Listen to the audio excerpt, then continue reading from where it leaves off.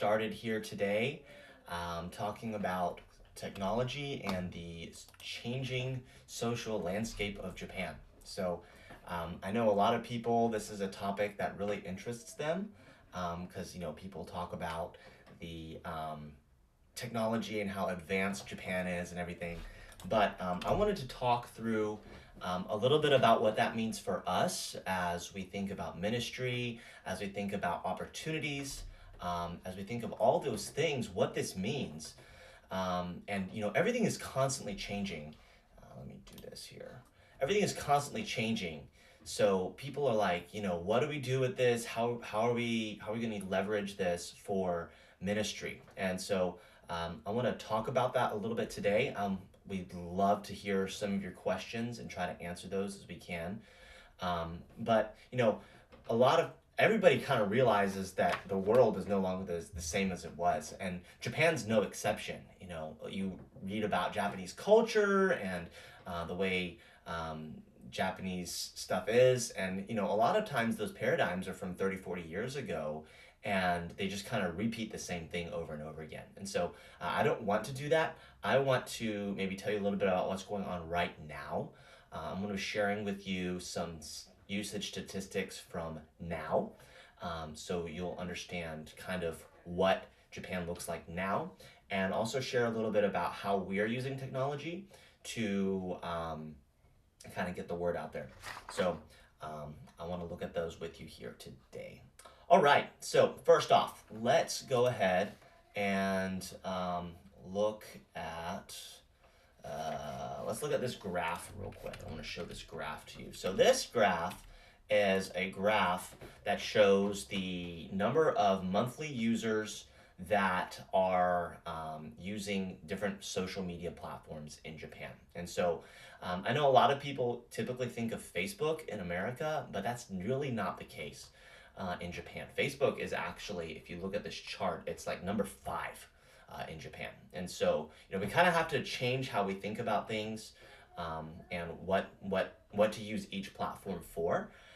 Because it's definitely not the same as it is in the States. And I know in America, people typically think that, Facebook is dead, young people aren't on Facebook. Everybody's on Facebook in America, just young people pretend like they're not on Facebook. And everybody knows that. So anyway, I do want to point out one thing. This is kind of an interesting thing. It's included in social networking. It's this green bar on the left. And by the way, this article is from February 14th. So this is this year's stats. And there's always variable inside the stats, but just rough round numbers. So this green bar represents Line. Line is kind of this like weird thing. It's a messaging app, but it kind of acts as a social networking service as well. So that's why it's included on here. And we're going to talk about all these: YouTube, Twitter, now it's called X, Instagram, Facebook, all of these here. But just by comparison, Twitter users are about double Instagram users. And then you got YouTube. And so I don't think most Americans would understand this unless they actually looked at it. So that's why we're looking at it today. So first, before we do that though, terminology that we're going to talk about is SNS. What is an SNS? I remember when I moved back to Japan after I finished college, we've done fundraising and we came to Japan.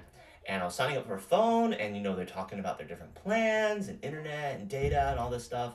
And one of the things that they had mentioned was you can use SNS all you want.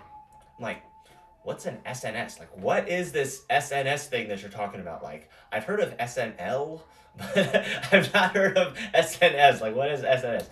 In Japan, when people say SNS, they're talking about social networking service, SNS. And so people don't really say social media over here. They say SNS. And so how to use SNS for this, SNS for that. And so that's what they're talking about when they say SNS. And as we think about using the internet and technology and these platforms, we have to realize that there is a really deep role in Japan for anonymity online. And so we're going to look at that here. Anonymity. That's the wrong one. Anonymity online. So let's look at this. Anonymity. People in Japan are more anonymous when it comes to the internet and online interactions. That is something that you always have to keep in mind as you are using the internet and interacting with people. For example, what kind of anonymity do we have? We have, for example, wrong way. We have, for example, names. People, a lot of times on their social media profiles, will not be using their real name. Like, if your name is, last name is Jefferson, it'll be like son, or just like happy or something like crazy like that. People don't use their real names a lot of times when it comes to social media profiles. Now, there are exceptions, okay? So, again, it depends on the platform, it depends on who you're talking to, and even the age bracket. But it's not uncommon for, if you share, maybe swap Instagram with somebody, maybe you start following each other, their name is not their real name. Their name is not real. Their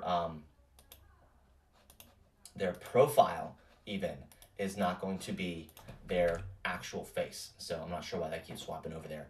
But people do not go personal, don't share their personal information online. People prefer to remain anonymous. So on their social media profile icon might be just a picture of a flower. Their face isn't going to be on there.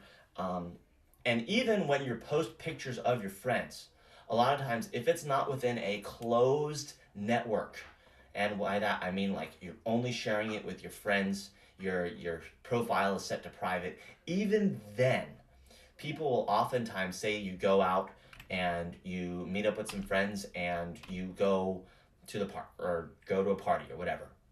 A lot of times, people will take their picture, maybe they take a picture with their friends or whatever. If they haven't gotten permission or they're not sure, a lot of times they will blur photos, like people's faces, or they'll put like a little stamp, like an emoji over their face. It's all considered privacy.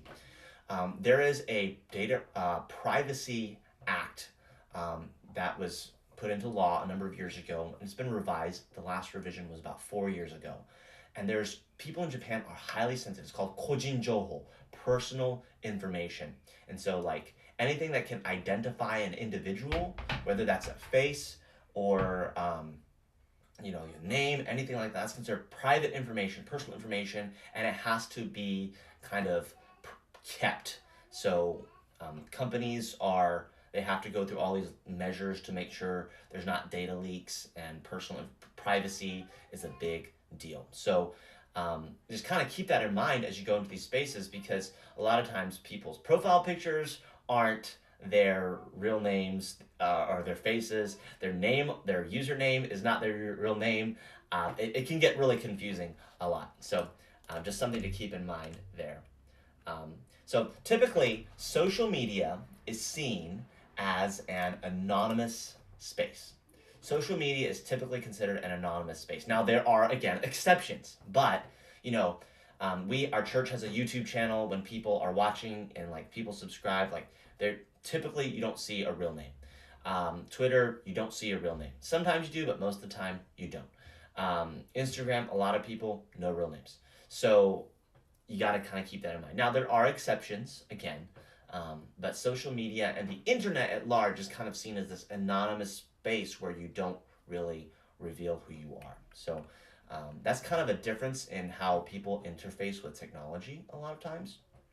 But again, let's talk about some of the exceptions, and then we're going to talk about some of the use cases for these technologies. So Line. We talked about Line just a minute ago. Line is a messaging platform. It was born, some of you might remember this, some of you might not, now that I'm talking to younger people. Line was born after the Great Tohoku earthquake in 2011. It's in Japan, it's referred to as 3.11 or 3.11. March 11th is when it happened. 18,000 people dead, missing. huge earthquake, nuclear reactor problems, like a big deal. I was actually in Japan when this happened, and one of the problems that we faced at that time was, we couldn't contact people because the telecom system went out. So at that point, most people were relying on regular text messages, like an SMS message. If you use an iPhone, that's the green bubble, okay? And that's how people were sending messages on their phones. Um, and all of a sudden, the whole network went down. So I remember being at work trying to get in touch with my parents, trying to send them a message and couldn't get in touch with them. And so at that point, they decided that they were going to try to get a new kind of messaging system up. And so Line is considered a closed network. It's typically used for one-to-one messaging. So a lot of times you will share your line contact information instead of sharing your phone number information with somebody. So this is like you become friends, you're connected with them, you want to be able to reach out personally. That is when you have the other person's line. It's funny, yesterday I was at lunch with my wife Rosie, and there were two guys at the table next to us, and they were talking about this some other person connecting with somebody, and I just kind of overheard that, and one of the guy that was doing most of the talking is like, I don't know who so and so thinks he is, like trying to swap line with somebody so and so, and like he barely knows the guy, and it was interesting. Because it just kind of demonstrated that line is like your personal phone number, personal contact information. It's a very private space. So compared to other social media in Japan, it's a place where people think, okay, I know this person, I can communicate with this person, and they know me, I know them. It's not this anonymous area, and so that's what Line is used for. Unlike other social network services like Twitter or Instagram, where you can connect to a bunch of people, Line is like, we already know each other, therefore we get connected. So that's what it's used for. Now, there is this feature within Line called Open Chat. Our church actually uses Open Chat now. We've recently migrated into Open Chat. Open Chat is Line embracing the anonymity of internet users in Japan. So with Open Chat, what you do is you create a group. It's a group chat, and you create a group chat around a topic, around a hobby, around something that you want to talk about with other people.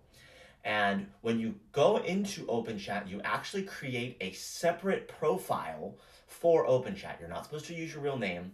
You're not supposed to share personal contact information. That's why they've created a separate space within their app. And you go there and you can talk freely about stuff without having to disclose who you are.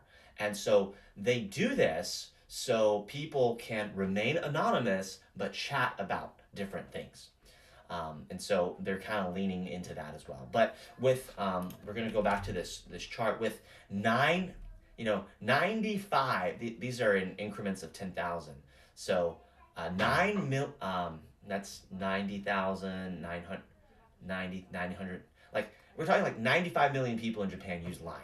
So if you don't use Line, you're essentially saying, I don't have a phone number in Japan. So, if you're coming to Japan, it would be a good thing to get set up because they're very sensitive on their privacy and everything like that. If you don't do your settings right, you change phones, all your chat history disappears. It's a headache. But it's a way to contact people and stay in touch with people personally. So definitely you want to use Line if you're coming to Japan, at least learn how it works. So that's just a use case there, what Japan uses. All right, so that's Line. We're going to talk about YouTube a little bit now. And YouTube is also very big in Japan. There are professional YouTubers, groups, people who have gone nationwide and are very famous. Think like Mr. Beast in the US. There's groups and private YouTubers in Japan who are very famous because of their YouTube. Now, COVID has really, kind of like in the States, it's accelerated the pace at which churches do live streaming, and that's been a very good thing. But because there's so many people on YouTube, like the smart TVs, there's already a YouTube button. There's like Hulu, Netflix, YouTube. and like Amoeba, and there's like a couple other services that typically end up on the remote. But it's so widespread that no matter what age bracket you're looking at, people are familiar with it. They will go to YouTube to watch videos and learn things. And that changes things for us because it allows us to spread ideas. And now I know on here it says conspiracy theories. I put that there because during COVID, with Twitter, and we'll look at Twitter in just a second, Twitter and YouTube, this mass information of or disinformation war happened, and a lot of conspiracy theories, and I know there's differences of opinion about this as well. But people were like, hey, the thing is this chip that's being implanted in you, and they're going to send out a wave and it's going to kill half the world, and just stuff like this. People were watching these things, and then there was this mainstream narrative that was being pushed by the media, but then people went to YouTube and Twitter, which is more anonymous, and they started sharing information over here that was contrary to the main narrative of what was happening with COVID. And so it really is a powerful, powerful tool to be leaning into. You need to do it right, obviously. I don't think we even do it very well right now, but we try because we're a small operation. So one of the things that we do is our current uses. I wanted to share this with you. So until recently, we had a Wednesday night Bible study that we were doing, and we would do it on Zoom, and a couple people would show up. Well, we decided instead to move our Wednesday night Bible study and just turn it into a Tuesday night video. So we just post a video, and then we have an open chat group. And so we share it to the group, and we say, hey, let's talk about this. We'll discuss the video tomorrow, share prayer requests, pray, and wrap it up. And so that allows us to basically have an open door. Hey, anybody who wants to come open chat, they can show up and participate. And we just had a guy from another city last week join our group, jumped in, asked a bunch of questions. He's from a Jehovah's Witness background, was like, what does this mean? What does that mean? And then just disappeared. I don't know. But that's the internet, right? People come and go. And so we were able to see that spread. And also it allows us to see people who aren't maybe able to join us in person or at the live discussion. They can still get the content, and it can grow over time. Like our current channel, our church YouTube channel, has like 400 subscribers. One of our videos took off and it's gotten like 13,000 views, which is crazy. I don't know why. But it's a video that we said, please don't tithe. It's basically a knock against, all these cults that force people to give. And we say, you can't tithe your way into heaven is basically what the video is talking about. But that's kind of our current use cases. So we're looking to we also have an evangelistic video on our YouTube channel. And a lot of times we have print media with a QR code that goes directly to that video. It's called the Meaning of Life, according to the world's bestseller. And we talk about, hey, here's what people are looking for. Maybe you're looking for answers. And guess what? There's a Guinness World Record holding book called the Bible, and here's what the Bible says, and here's who Jesus is. And a lot of times we can't really cram the whole gospel into just one track because there's no context. So we just made like a 9-minute video, and they can watch that and kind of understand what's going on. So that's how we use YouTube right now, and we want to get better at it, but that's what we currently do. Next, let's talk about Twitter in Japan. Twitter, X is what it's called now, thanks to Mr. Elon Musk, who changed the name, but it's still called Twitter. In Japan, they still call it X, formerly Twitter. I'm not sure how long we're going to be doing that for, but X, formerly Twitter, is also part of Japan's landscape. And I'm going to go back to this graphic over here. I want you to look at this real quick because this is crazy. This is this light blue line, X, Twitter, 66 million essentially. So 80, 800, 6 million. 66 million people in Japan are on Twitter is what this is saying. Twitter is very big. There is a movie called, oh man, I don't remember the English title, but Ryu to Sobakasu no Hime. if I remember the English title, I'll bring it up. But it's basically depicts modern Japan, and basically this girl, she goes home to the countryside, but even in the middle of that, there's this online thing going on, and it kind of shows the merge between the online reality and this anonymous space, and then how that fuses and pours over into daily life. So Twitter is an anonymous anonymous place predominantly. People will have their profiles hidden. Even they will a lot of times have um, their public profile and then what's called an uraka. And an uraka is like a secondary account, and people use these to spill their honne, their what they really think, what there is actually going on. So there's like public opinion, public this is what everybody's saying, but then there's what we really think, and because everything is anonymous, maybe they're talking bad about their boss, their coworkers. They don't share what's going on publicly, but with their uraaka, and if they might have it locked down, this is where they say, oh, so and so is a terrible person, or maybe there's some gossip about a celebrity, and they'll bash them very severely online, using these, because again they think it's an anonymous space. There have been some actual lawsuits about defamation, where the government said, okay, Twitter, you need to tell us who this user is, because their actions and their words have caused stress, or basically um, made somebody get so depressed, and the harassment and the bullying got so bad that it caused someone to commit suicide. You are a perpetrator. We're going to figure out who you are. And they're like, tell us who this user is. So yeah, it's not the place to be bullying people. It is very serious, but it still happens. It's also used for drug deals. People sell drugs on Twitter, using slang and the DMs feature. So that's also a thing there. Now, Instagram, I'm just going to touch on this lightly. We've used Instagram for a lot of our church communications. There's other uses that you can do for it as well, but we sometimes use it because there's more users than Facebook, we try to focus more on Instagram than we do on Facebook, because there's more people there. And so, for example, this year for our Easter egg hunt, we ran an ad on Instagram and said, hey, we're doing an egg hunt at the park, free, come. And that was the first time we've actually had people come in mass for an event that we hosted. And so we had our kids and a few others who came through connections that we knew, but then most of the people who showed up, and we had 35 kids, 30 of those came basically because they saw an ad on Instagram. And so we use it for that.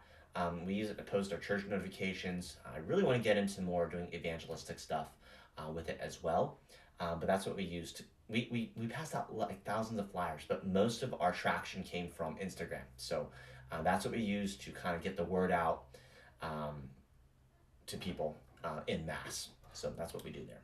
Now, I'm not sure why this showed up separately, but Instagram does have more users than Facebook in Japan, and this is kind of an anomaly compared to the US, because in the US, Facebook dominates, even though they own Instagram. So just something to keep in mind as we go through this. So one more thing, we'll look at this, and this is Facebook. We're going to look at Facebook real quick. And this is where you get out of the,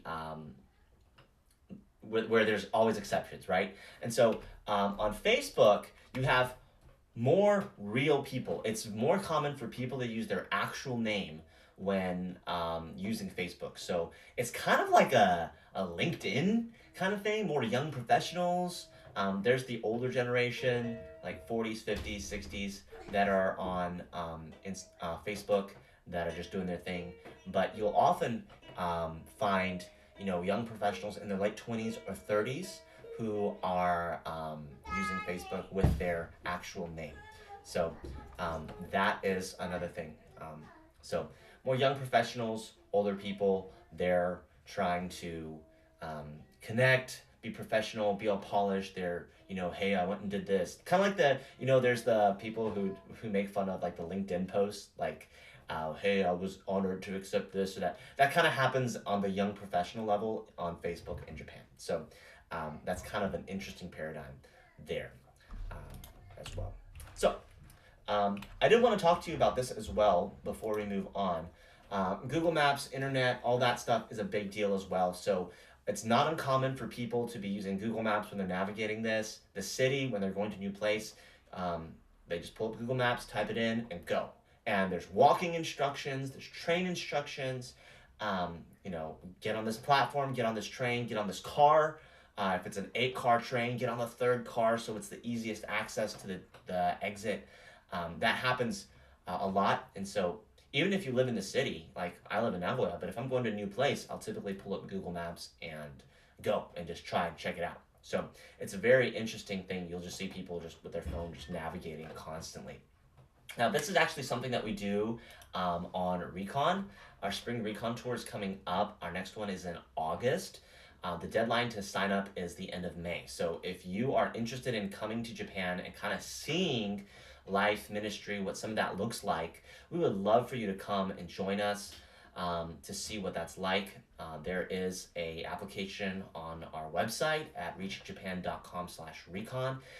We actually do a stint where we'll send you out into the city and be like, all right, find these places, go. You've got a phone. We'll set you up.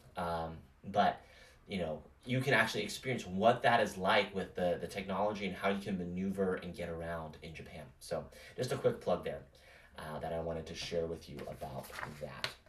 Now, next, I want to talk to you about using technology for ministry, right? We don't just want to talk about what is out there right now and just kind of get a fact sheet. You probably want more than that. Like, how can we be using social media and technology for ministry? Because I think most of you guys who are watching this, you don't really care that Instagram has more than Facebook until we talk about what does that mean for us as we're trying to reach people with the gospel and connect with people, okay?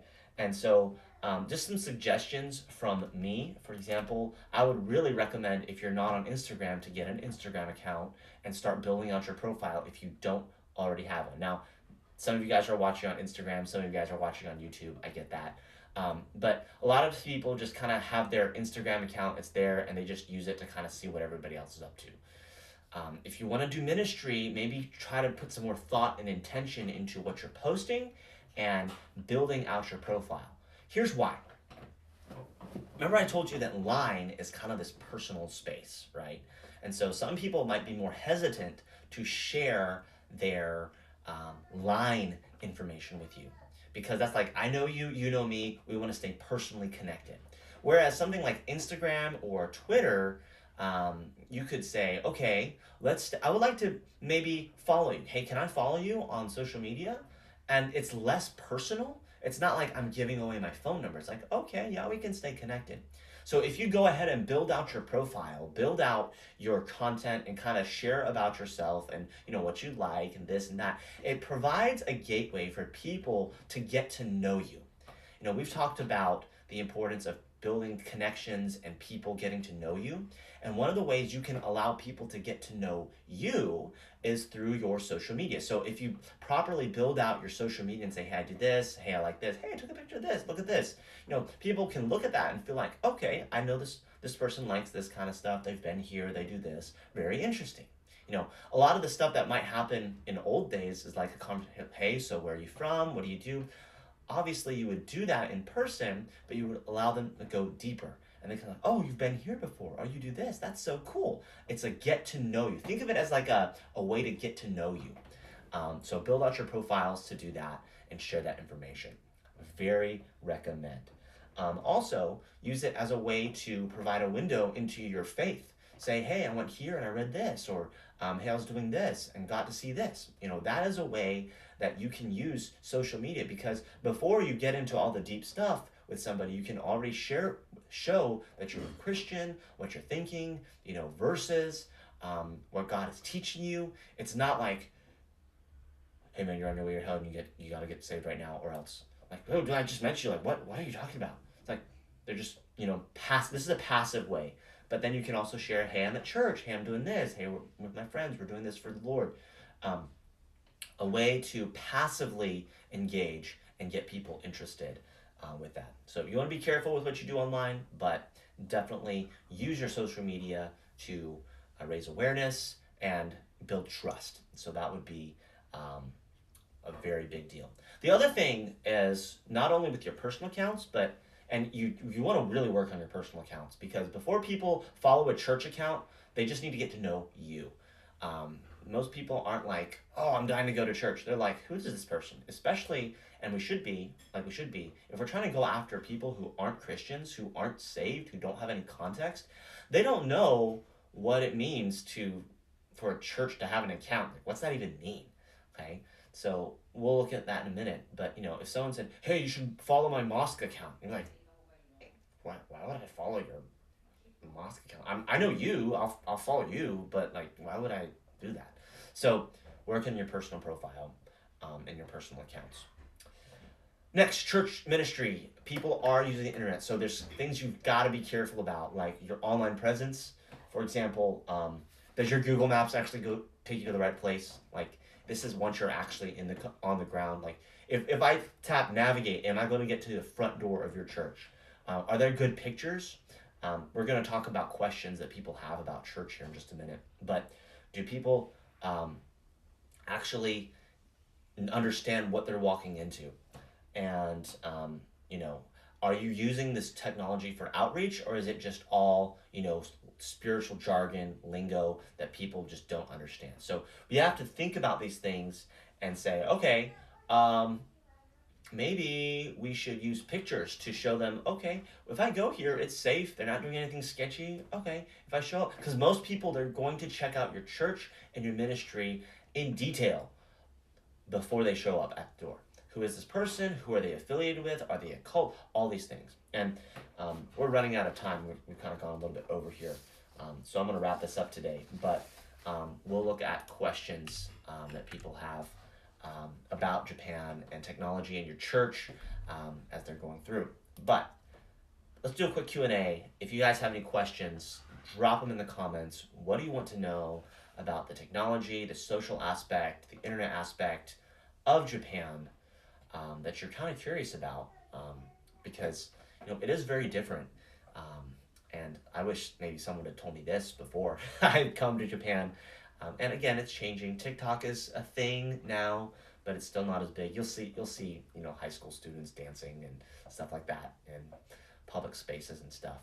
But if you have any questions, please feel free to drop those in the comments section, and we'll get to those. Also, by the way, where's everybody watching from? I don't think I asked everybody where they were watching from today. I would love to see where you are actually watching from, because we have people from all over the states and all over the world. So where is everybody watching from today? Drop that in the comments for us, and I would love to know. All right, we got one from Chicago. Oh, hi, Hayden. How's it going? I've got another question here over on YouTube. Are there many missionaries in Japan? Are there many missionaries in Japan? Great question. There are a bunch of missionaries in Japan. But there are 126 odd million people in Japan. And so if you had 100 missionaries, that's still not a lot. So there are a few, but not many. We need more. And that's why you need to come to Spring Recon and pray about coming to Spring Recon, and pray for other people to come to not just Spring, but Summer Recon, and come check Japan out and pray about what you can do to be a part of the work here. So definitely, yes, LJ, thank you for that question. There are a few, but we need more, and that's what we're praying for. Be sure to set your alarms, 9:38 every morning. Make sure it goes off, and pray for missionaries. Pray for laborers. Matthew 9:38, pray for laborers. Pray to the Lord of the harvest that he would send forth laborers into his harvest. So pray for that. All right. Everybody's kind of scarce on questions this morning. So this morning over here, it's 10:37 now. But all right, if no one else has any questions, I'm going to wrap up, and feel free to send us a message or drop us a line afterwards, and let's stay in touch. All right. See you guys.